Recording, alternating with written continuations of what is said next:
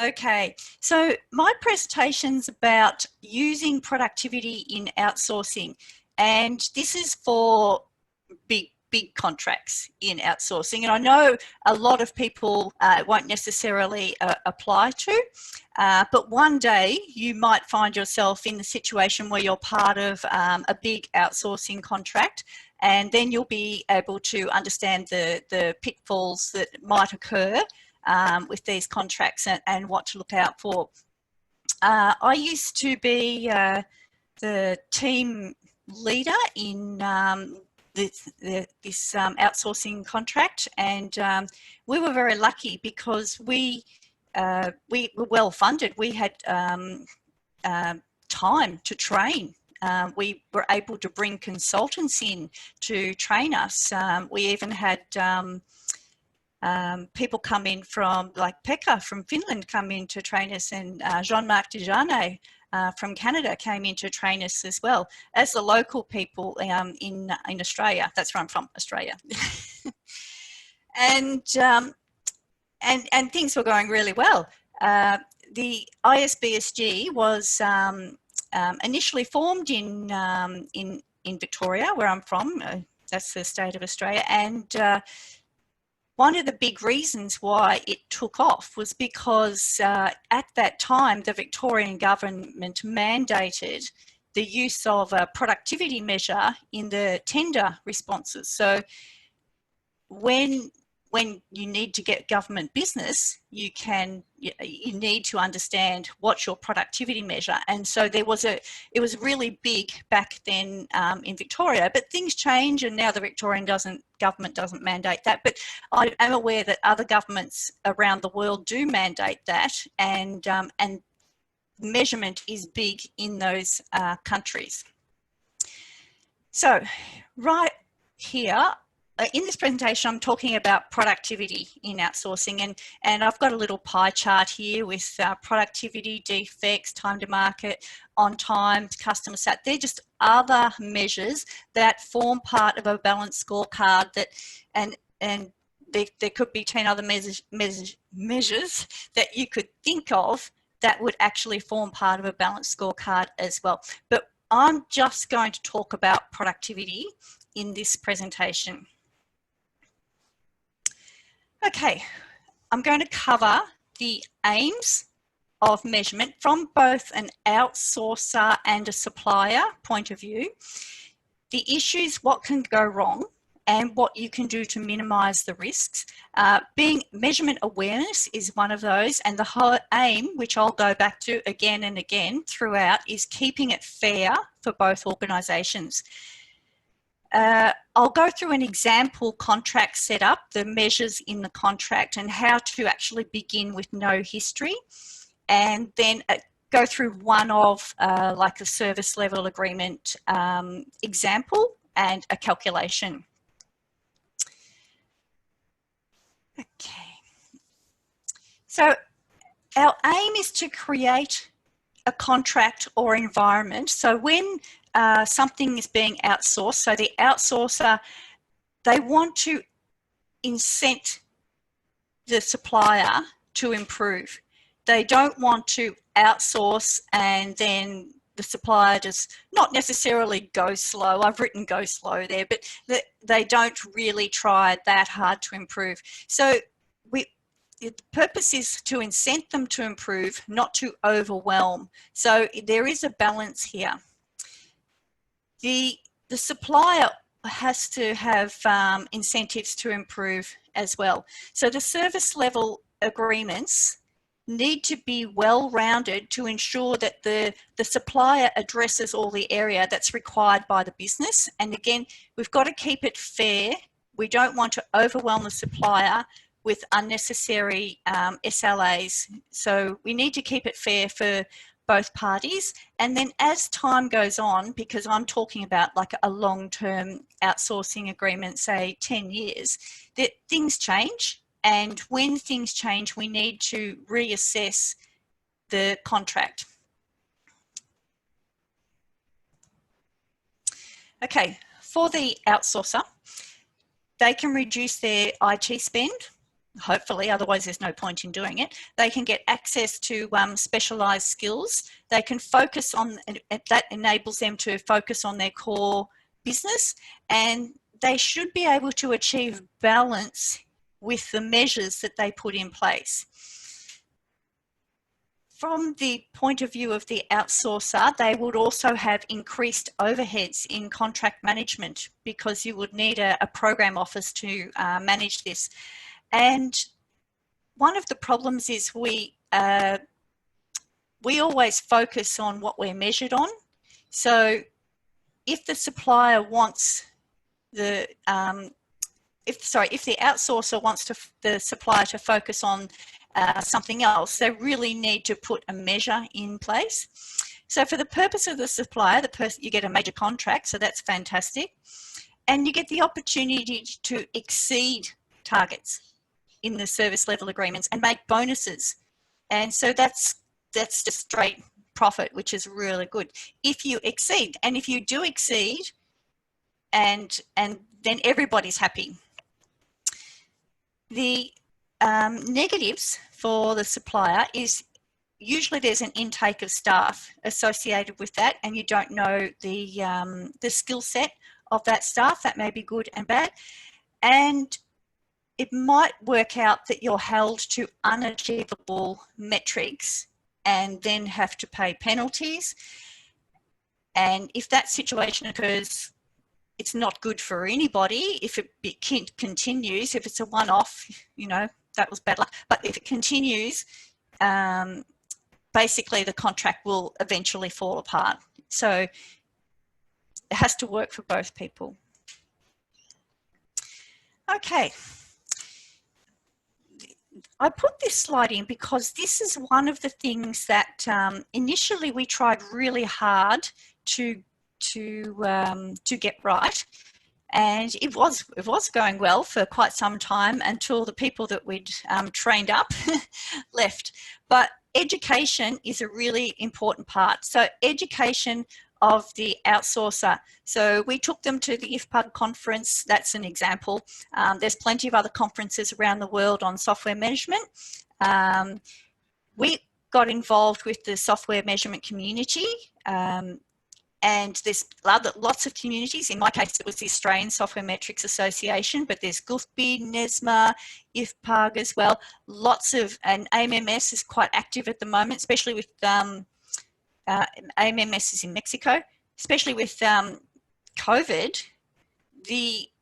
It actually increases the reach of these measurement communities because they're able to deliver a lot more online. Achieving certification from both perspectives, from the outsourcer and from the supplier, so that then the outsourcer is also aware of the possible issues associated with some of the measures, and they might not be applicable to all styles of application. One really important part is awareness of the accuracy and repeatability of the size measure. If the size measure is, and I don't want to put any labels on anything, but let's just say it's accurate to 5%. If you've got a target that's less than 5%, it doesn't make sense. So the outsourcer has still got to be aware of the accuracy of the measures and also the relevance of the measuring technique for different styles of applications. What we found was we had a bunch of applications that we really couldn't get the accounting guidelines right for, so we had to bring in a new technique, and that involved changes to the contract because we had changes to the targets and so forth. So the whole idea of having measurement awareness and having all of these avenues to create that awareness and educate is so that when significant changes happen, they can be addressed by both parties and the contract altered.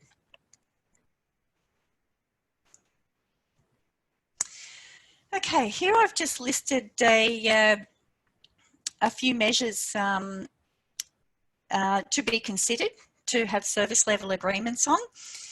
And from memory, we had service level agreements on all of these, but not necessarily bonuses or penalties attached to them. And these could form, that you could have service level agreements on individual measures or part of a balance scorecard. And there are other measures to consider that would be internal, like timesheets, for example. Timesheets got to be in on time because that's what the billing is based on. So that's a measure that's important to the supplier, maybe not necessarily to the outsourcer. Staff retention is an important one because, especially in the early days of an outsourcing contract, the outsourcer wants to make sure that the supplier is going to, keep their staff, and so they would put a staff retention service level agreement in there to make sure that the supplier does as much as they can to keep the staff happy and keep them employed. There's a whole bunch of other measures that could be considered there, like you could really get detailed in the defects,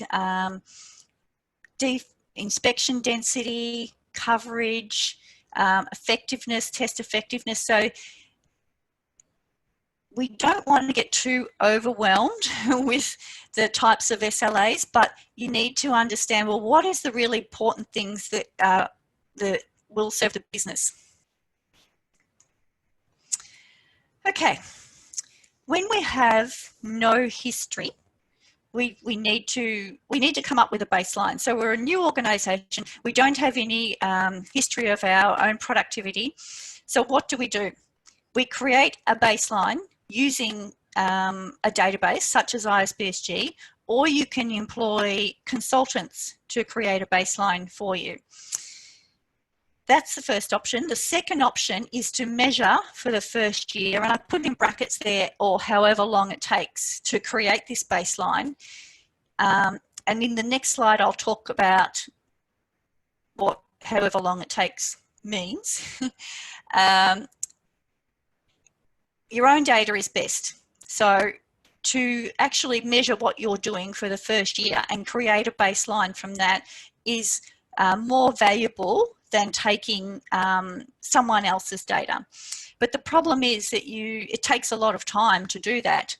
So, and you might have a large, a diverse range of projects that you're doing, and if it is diverse, you're less likely to get a consistent results with your productivity, which then means longer. I've also put there significant demographics of the baseline should be noted. So we know from ISBSG that mainframe, mid-range and PC style application or projects are significant in that they, like mainframe, will take longer or be more expensive than PC, for example. So if our baseline has 33% mainframe, mid-range, PC, so equal quantity of projects from those three categories in our baseline, that's great. But we need to note that because in year 2, the work that comes our way could be 50% mainframe, and then it will be more difficult for us to achieve the targets if we've got a mix of work that is typically more expensive than like a PC style. So that should be noted, and we have to adjust that in future years so that we're comparing apples to apples. The scope of work is also very important. So the scope of work should be defined as to what is included and excluded. So typically, the supplier will be responsible for design through to the end of system test.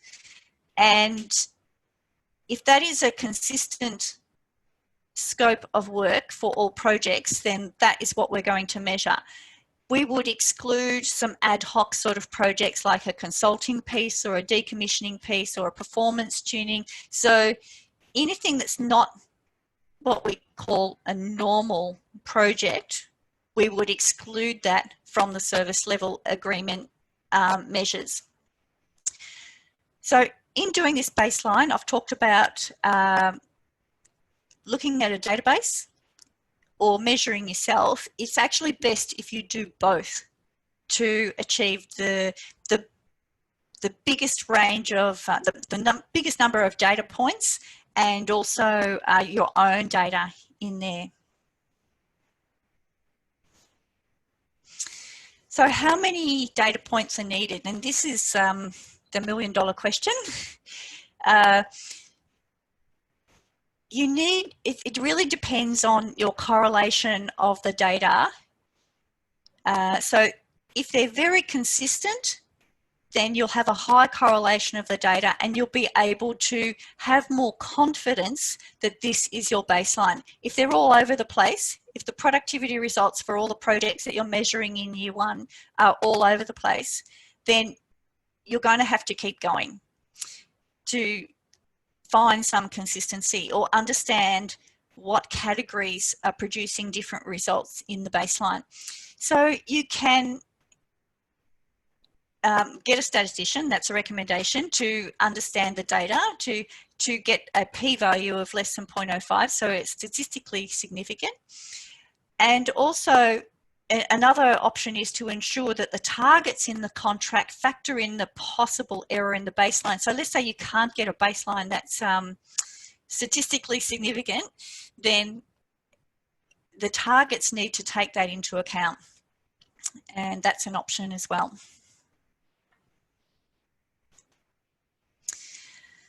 Right, when we're setting up a contract, this is just a sample example, and I'm going to put my pointer on if I can figure out. Here we go, got the pointer going.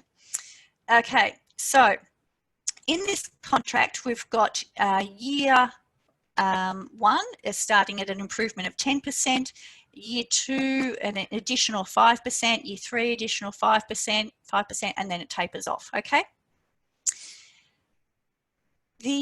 So the first part is we've got to take into consideration the accuracy of the measure, and we consider that we would be okay with improvements of 5% year on year, and then leveling off as time goes on. We want to have a neutral band. You can see between the green and the red lines here. We want to have a neutral band around our target where there's no bonus or penalty paid. So if we fall short of this target, we have to pay a penalty. If we exceed the target, then we would get a bonus. We have this neutral band to allow a bit of slack, if you like, I don't know what the right word is, but to allow a range where we're really not interested in initiating a bonus or a penalty. There's a question over, should we actually make this cumulative year on year, or should it be, for example, year two is 5% over year one. So let's say in year two, we don't make 5%, we only make 3% improvement. So in year three, we would have to make 7% improvement to reach the target. But if we did not have this cumulative percentage improvement, we would still only need to make 5% in year three over what we made in year two. So in the end, if we go cumulative and with these measures, we're going to end up having to improve 40% over a 10-year period from where we started. So there's the questions you need to ask as well. Should we go cumulative or not? So the bonus and penalty could be a percentage of revenue or another measure. Revenue seems like the easiest thing to have a bonus or a penalty on. And we should also have a maximum bonus and penalty, because there's no point in taking away all the profit somebody made. So we need to have a maximum where, and that is the maximum over all of the service level agreements. So this, I'm just talking about one here, one service level agreement. And if we have multiple bonus penalties across a few different service level agreements, that maximum is over the whole lot. Okay. Just trying to get my pointer back. Here we go. Okay, now moving on to the penalty or bonus. So for each year, the percentage of revenue which is up for penalty or bonus can vary. And so an example I've given here is year one, our percentage revenue that's at risk is 0.2%. And that, I know that doesn't look like a very large number, but you will see in the calculations that it does add up because we're multiplying that by the improvement or the shortfall for a penalty. So in the first 2 years here, we've got a maximum bonus of or penalty of 5%. So what this contract is saying is that there is trying to actually incent making large improvements in the first 2 years. And why do we put a dollar? Why does this end up being a dollar figure? Because unfortunately, money talks, and if we really want to get focused on certain service level agreements, then if we put a money aspect to it, then it does get a lot more focus.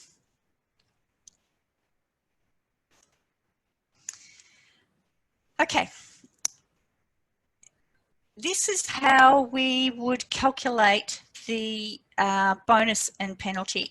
So we calculate the percentage outside the neutral zone. So in this graph, we've got the neutral zone, which is this graph is a portion of the other graph that I showed before. And then we've got this gap. So here, and that would be our percentage outside the neutral zone if that was our result, 25 in year 2. We multiply this by the bonus or penalty for that year, like 0.3%, and then we multiply by the revenue of the year. So that's how we actually calculate the bonus. I'll just talk about bonus because it's easier that way. And in the next slide, I'll show you the detail. So our year 2 improvement over baseline is 25%. So here's our result here at 25%. Our target improvement was 15%, but our bonus starts at 16.5 because that's the start of our neutral band. So our result is 25, our bonus starts at 16.5, so our result exceeds bonus level by 8.5, so 25 minus 16.5. So we multiply the revenue, and I've just given an example here of, say, $10 million. $10 million by 8.5 by 0.3, which is the percent at risk.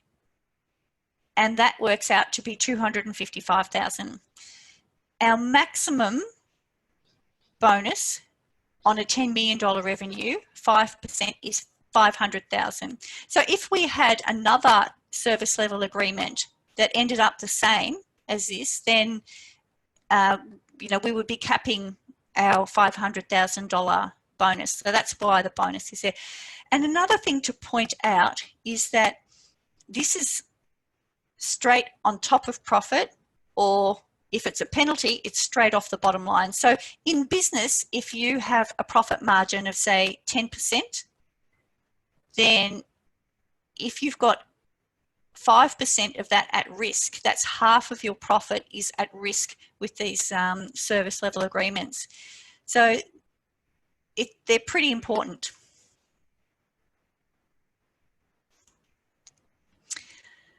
Okay, because this is going for quite some time, 10 years, you need to, and if the service level agreement has a dollar value in it, like $1 per function point, then you need to adjust for cost of living. So that is adjusted year on year, and that could be just inflation figures. And it's also important that to recognise that the mix of work can change over time. So I've talked before about the platform, mid-range, mainframe, mid-range and PC, how they typically vary in productivity. So we need to adjust the service levels to the targets, or either the result, we either go one way, we adjust the target, or we adjust the reported figure to match, but we've got to match them up. So we've got to be comparing apples with apples. The changes to the contract when this service level agreement is no longer relevant, and that could be of no change in the business, but what might happen is for example, there might be more of a focus on dollars and not on effort. So if we had a service level agreement on, say, an hours per function point,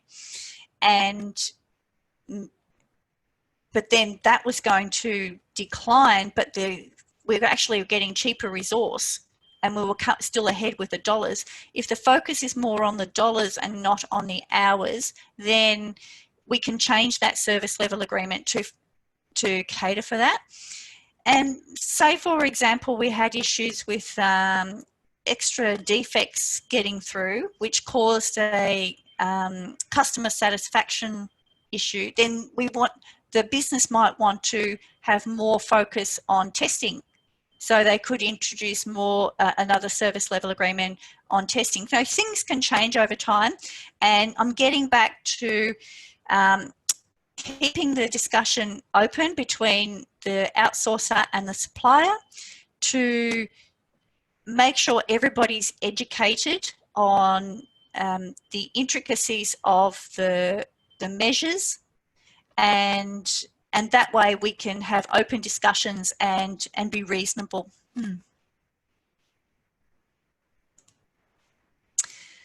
Okay, I'm just going to quickly switch to maintenance. I've been talking about development and enhancement. Maintenance is quite good to set up using the productivity to set up for a maintenance portfolio. So let's say, for example, you have a maintenance portfolio of say 100,000 function points. We've got to estimate the size of that portfolio, and Frank later today, Frank Vogelsang, sorry, I'm having trouble with the last name, is doing a presentation on application portfolio estimation, so that's quite relevant. We estimate, or we're supplied with a maintenance budget, so we work out, okay, so we're working at, say, $500 for 1,000 function points for year one, and the contract might say we have to reduce that for 5% each year. So that in the second year would reduce to $475 per 1,000 function points. But the size of the maintenance portfolio might increase. So we use the function points to understand how much has that portfolio increased, and therefore we get more money to maintain at $475 per function point, per 1,000 function points, to maintain that portfolio. And then the mix of the portfolio might change. We might have a different maintenance rate for mid-range, PC and mainframe. So that might change, and that can, so that's quite useful to when you're sizing your portfolio for maintenance. It's actually a lot simpler doing it for maintenance, I think, than for development enhancement. So the purpose of this is, the purpose of my presentation is to to highlight what is really important and to focus only on what is important to the business.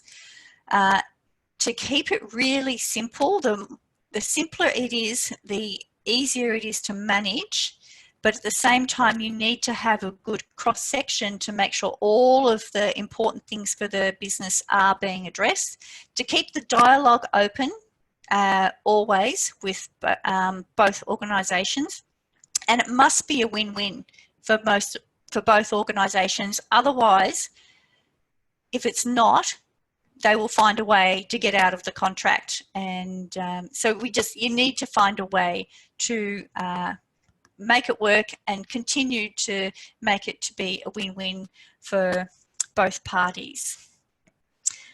Okay, I've got a few minutes for questions if anybody has any questions.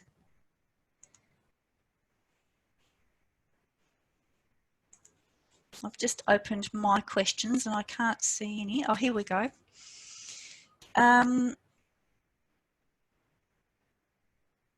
How measurement in outsourcing would be different for a fixed price project from time and materials?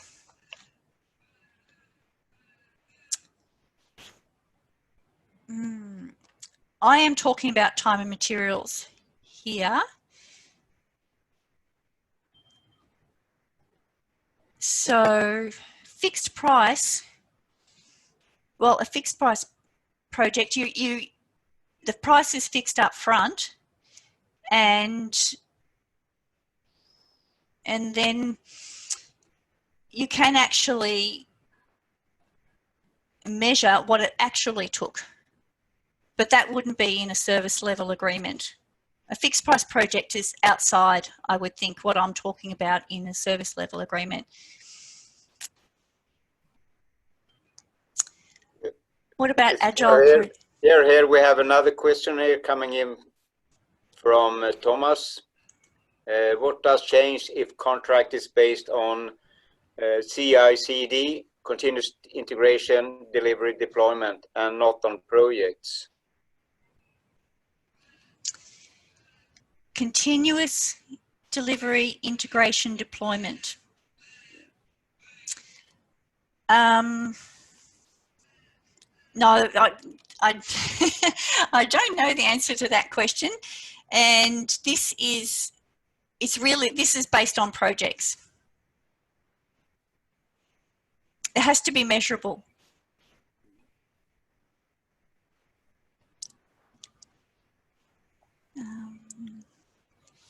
Okay, Rajendra, what about agile projects? What metrics should be focused? Look, I'm not an agile expert.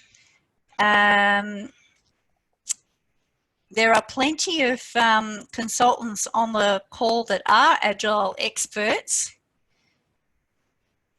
So I would like to email you back on that one if I can, Rajendra. I can break in there. If Pagnasman, other metrics organizations have made a white paper around agile projects, so get in contact with me later after this, and I can give you a link to that. It will handle this about agile.